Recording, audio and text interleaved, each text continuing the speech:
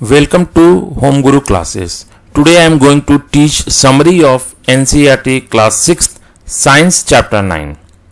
The living organism, characteristics and habitats. So in this chapter the first point is the surroundings where organisms live is called a habitat. Habitat का मतलब क्या होता है कि जहाँ पे ऑर्गेनिज्म रहते हैं उनकी जो सराउंडिंग्स होती है उसको हम क्या बोलते हैं, हैबिटेट बोलते हैं. जैसे ओशियन में well, fish,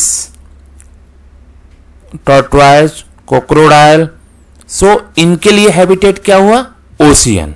ocean is a habitat for that.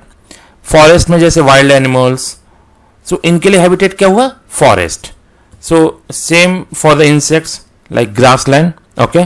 और डेजर्ट जैसे कैमल डेजर्ट में रहता है, उसके लिए हैबिटेट क्या होगा, डेजर्ट.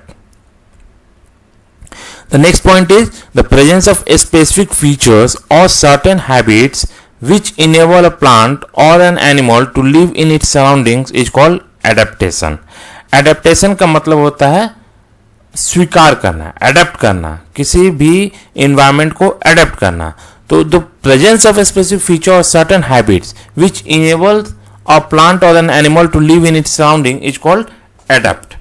जैसे ह्यूमन के लिए, जैसे मान लीजिए ह्यूमन अगर किसी ऐसे जगह पे रहता है जहाँ गर्मी बहुत है, तो आप ऑब्जर्व करेंगे धीरे धीरे धीरे धीरे उस गर्मी को ह्यूमन बीइंग एडप्ट कर लेता है.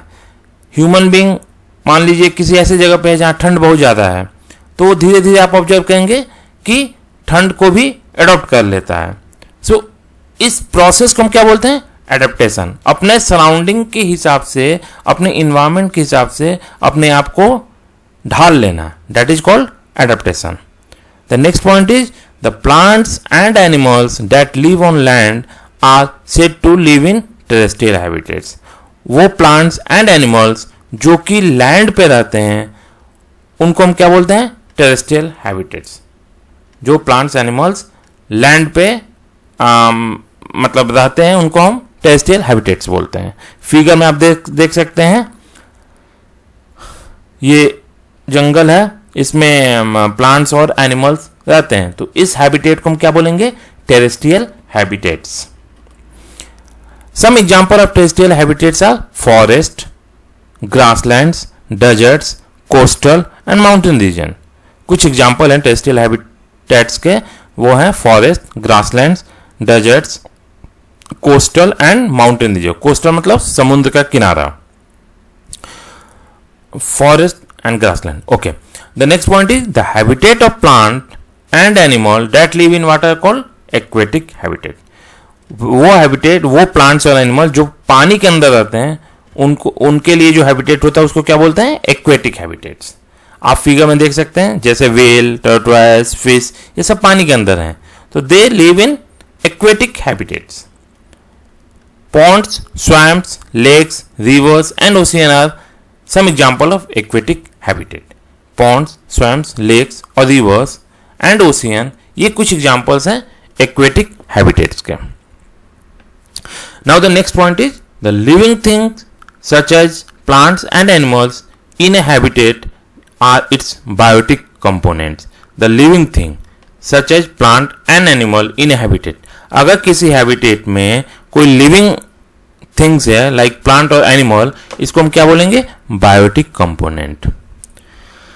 Various non living things such as rocks, soil, air and water in the habitat. कुछ नॉन लिविंग थिंग्स जो अपने हैबिटेट में हैं उसको हम क्या बोलेंगे, एबायोटिक कंपोनेंट्स. जैसा कि फिगर में देख सकते हैं एनिमल एंड प्लांट्स, ये बायोटिक कंपोनेंट्स हैं. सॉइल, एयर, रॉक्स, ये एबायोटिक कंपोनेंट्स हैं. Now the next point is germinated.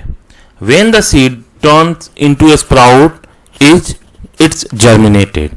जब कोई बीज स्प्राउट के फॉर्म में आता है तो इसको हम क्या बोलते हैं, जर्मिनेटेड. आप फिगर में देख सकते हैं सीड्स को हमने डाला, सीड्स जर्मिनेट हुआ, उसको जर्मिनेशन बोलते हैं. थोड़ा बड़ा हुआ उसको जर्मिनेशन बोलते हैं. बड़ा होने के बाद कुछ दिन बाद उसमें से आपको कुछ पत्ते दिखेंगे, वो स्प्राउट हुआ, और उसके बाद वो सीडलिंग हो जाएगी. So it's a germinated. Okay. Now the next topic is prey and predators. So prey animals to eat.